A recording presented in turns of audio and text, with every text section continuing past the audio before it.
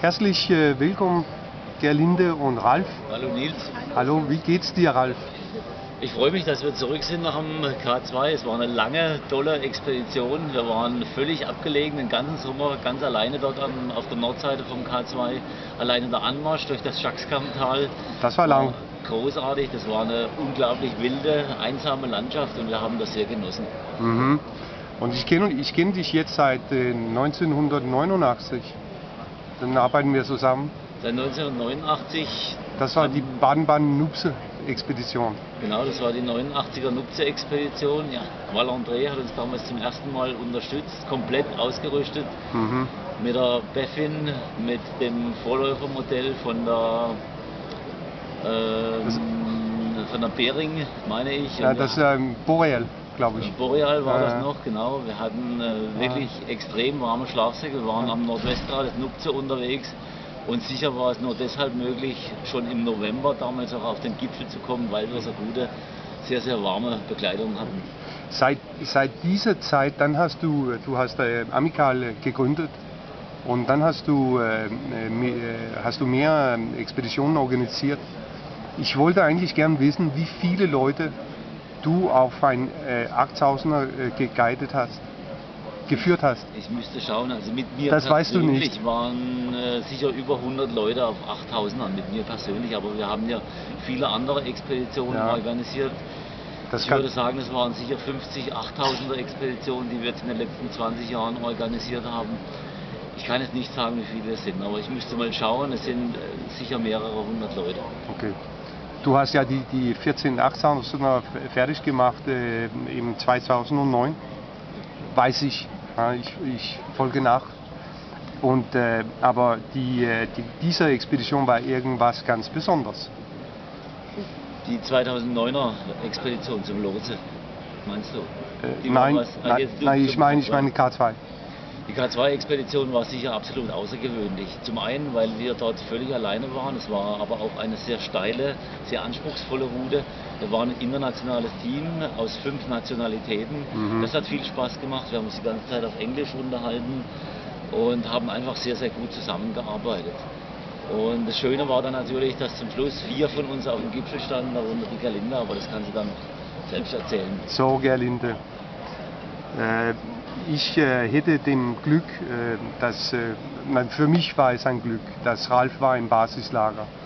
Und ich glaube auch für dich, es war ein gewisser Glück. Auf jeden Fall.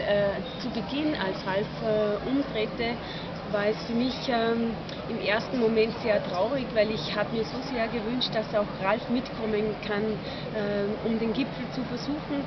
Aber letztendlich war es für uns alle großes Glück, dass Ralf im Basislager war. Er hat uns immer den Wetterbericht durchgeben können, er hat von unten aus alles beobachtet, uns auch Mut zugesprochen und auch oben im Gipfelbereich, wo man das Japaner-Couloir queren muss. Das habe ich verstanden. Genau, da war es dann ausschlaggebend, dass Ralf uns gesagt hat, wir müssen unter dieser Gletscherspalte, die sich vom ganz rechten Rand nach links zieht, unten drunter durchqueren. Das war unsere einzige Chance. Und wir waren ganz nahe, wir konnten diese Spalte gar nicht sehen und hätte uns Ralf das über Funk und mit dem Fernglas nicht sagen können, dann wären wir nie auf den Gipfel gekommen. Ja, es hat alles so sein müssen. Ja, aber auf Sicht von Europa, Ralf hat die Expeditionsrapporten geschrieben und hat es zum Billiggeschichte im Kathmandu, der ist mit Frau Haley. Und dann hat der Billy es übersetzt und habe ich es bekommen. Und ich habe alles im Direkt gelebt. Gestern Abend habe ich davon gedacht und ich habe auf der Artikel im National Geographic gedacht und da habe ich mich gesagt, es wäre sicherlich ein sehr, sehr guter Artikel. Aber wir wissen, dass es gibt eine gute Auskommen. Im Moment, dass ich die Rapporten gelesen habe von Ralf, dann wussten wir es nicht. Aber ich war überzeugt, dass das schaffst du. Ja, ich kann es gar nicht richtig beschreiben, aber von Beginn an, schon beim Anmarsch habe ich zu Ralf gesagt, wie wir mit den Kamelen Richtung Basislager gegangen sind, ich habe so ein ganz anderes, ein sehr positives Gefühl. Ich konnte nicht sagen warum, aber ich spürte einfach ein gutes Gefühl und auch am Weg nach oben beim Aufstieg, bei der Akklimatisation, obwohl es viele Schwierigkeiten gegeben hatte, spürte ich oder fühlte ich, es wird alles gut werden, so wie es kommt, ist es gut. Und ich habe wirklich bis zum Schluss daran geglaubt, dass wir es schaffen können. Und ich glaube, es war wirklich alles auf unserer Seite. Wir hatten so großes Glück und auch Beistand, dass wir hatten es windstill am Gipfel. Das hat man ganz, ganz selten. Du warst ja 15 Minuten vor dem anderen auf dem Gipfel, ganz alleine, ohne Wind, in Sonne. Genau. Und Nils, ich kann dir sagen, das war das größte Geschenk überhaupt. Ich habe es wirklich nur so aufnehmen und empfinden können und ich bin angekommen und habe wirklich zu mir so einfach nur Danke gesagt. Es war wirklich, ich wusste, es ist ein großes Geschenk. Du hast die 14.000er gemacht, aber wie viele Gipfel hast du gemacht im solchen Wetter, ohne Wind? Nur ganz, ganz wenige. Nur ganz selten, eigentlich so wie ich es am K2 erlebt habe oder wir es am K2 erlebt haben, hatte ich es auf keinem anderen 8000er. So windstill, Sonne, endlose Fernsicht, wir konnten bis zum Nanga Parbat drüber sehen, wirklich 360 Grad, allerschönste Berge, so habe ich es sonst nie erlebt. Ich denke, es ist eigentlich ein sehr großes Geschenk für dich. Auf jeden Fall. Ich sehe es aber auch so. Du hattest ja verdient. Ja, ich weiß auch nicht. Ich wusste und ich weiß, dass es ein großes Geschenk war. Ich sehe es auch so. Ich freue mich jeden Tag darüber. Aber du warst am oben ganz spät, um 6 Uhr. 6:18 Uhr ganz genau. Weiß ich, ja. Ja, und Nils, wir wussten, dass wir mit Sicherheit in die Dunkelheit kommen würden. Wir hatten darüber gesprochen und wir haben auch Reservebatterien für die Stirnlampen eingepackt und wir konnten das auch wirklich nur machen, weil wir wussten, dass wir auch in der Dunkelheit absteigen können. Ich habe das schon seit vielen Jahren immer wieder gemacht, dass ich nachts noch abgestiegen bin. Ich kenne das und habe mir das auch zugetraut und auch die anderen Teamkollegen, der Maksud und Vassili. Die Maksud und Vassili auf dem Abstieg hat ein zweites Bivouac gemacht im 8300 Meter. Ja. Und ich habe die Rapporte bekommen von Ralf. Und in diesem Moment, da zum ersten Mal, dann hätte ich wirklich Angst. Ich hätte nicht Angst, wenn du mit die 3 anderen die erste Bivouac gemacht hast. Das war gefährlich. Aber der zweite, das war todgefährlich. Ja, das wussten wir schon und wir wollten auch gemeinsam absteigen bis zu unseren Zelten auf 8000 Meter, aber Maksud und Vassili haben dann entschieden, oben zu bleiben. Sie konnten nicht mehr. Sie waren sehr müde, natürlich, wir waren alle müde, aber ich wusste, es ist sicherer, wenn wir noch weiter absteigen. Aber die beiden wollten eben noch ein paar Stunden oben bleiben, ausrasten, was ja eigentlich gar nicht mehr möglich ist da oben. Und ich bin mit Tarek abgestiegen und wir haben sehr, sehr gehofft, dass sie am nächsten Morgen runterkommen würden. Und ich habe dann mit Ralf gefunkt, sehr früh am Morgen, und er hat mir nur mitgeteilt, Gerlinde, ich sehe sie runterkommen, und da war ich dann schon okay. Sehr das war meine Frage, weil du hast gewartet und dann musstest du wissen, dass sie kommen. Ja, genau. Das hat mir eben Ralf über Funk gesagt. Und Ralf, wenn die Gipfelangriff hat angefangen, dann bist du mit zum Lager 2 und dann bist du zurückgegangen? Nein, ich bin vom Lager 1 noch zunächst mit aufgestiegen. Es hatte über Nacht ziemlich geschneit. Wir hatten am Tag vorher einen Ruhetag eingelegt, weil es so viel geschneit hatte, schon die Tage vorher. Dann sind auch einige große Lawinen abgegangen. Es war gut, dass wir da gewartet hatten. Und aber als wir morgens dann gestartet sind, hat es schon wieder sehr stark geschneit. Und es hatte schon wieder so viel geschneit, dass ich einfach kein gutes Gefühl mehr hatte. Und ich glaube, man muss auch immer dran denken, ich war schon auf dem K2 1994 und damit fällt ein Stück der Motivation weg, auf den Gipfel zu kommen. Man möchte vielleicht auch kein ganz so großes Risiko mehr in Kauf nehmen. Und ich habe dann für mich entschieden, es hat für mein Bauchgefühl nicht mehr gestimmt, ich drehe um. Weißt du, Nils, wir haben auch gesehen, dass es nicht ungefährlich ist, aber ich dachte mir, wenn wir jetzt noch länger warten, dann schneit es noch mehr, es kommt noch mehr Schnee dazu und dann geht es gar nicht mehr. Und darum haben wir entschieden, wir versuchen, so sicher wie möglich aufzusteigen.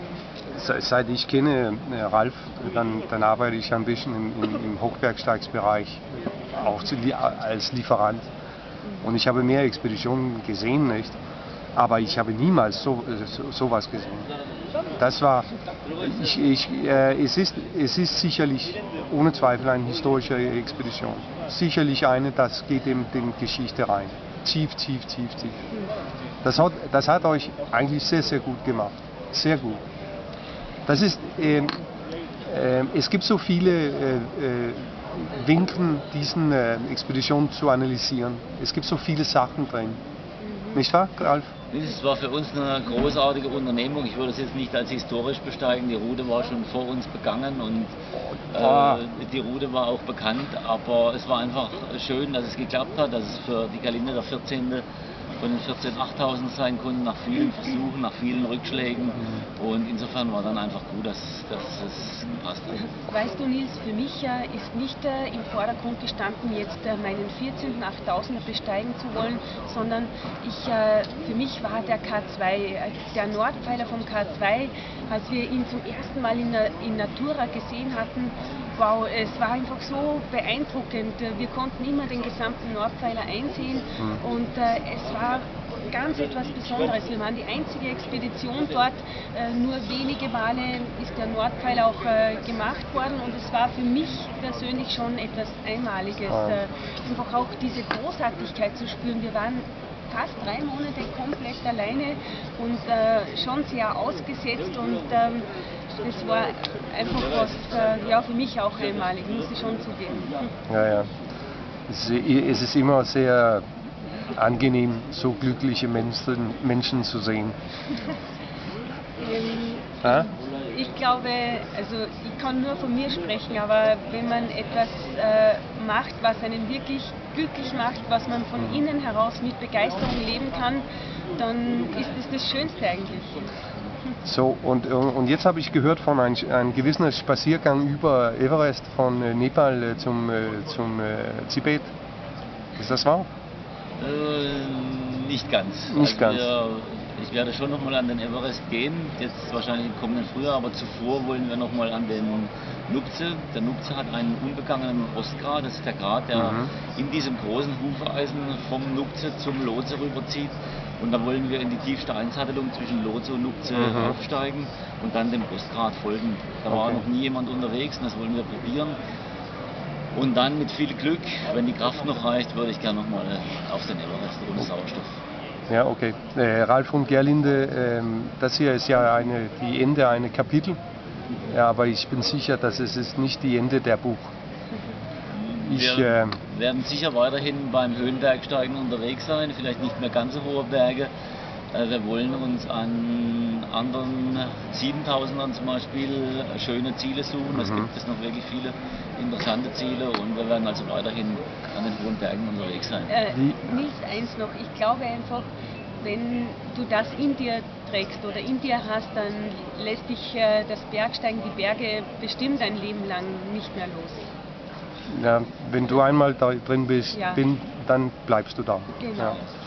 Und Okay. an dieser Stelle von unserer Seite ein ganz herzliches Dankeschön an die große Unterstützung seit vielen, vielen Jahren, an die Unterstützung von Valandré, von dir Nils, vom ganzen Team von Valandré und auch danke an...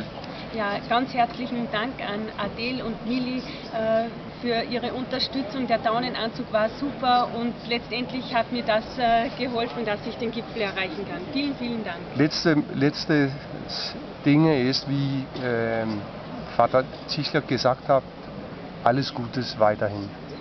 Dankeschön. Bitte schön. Danke.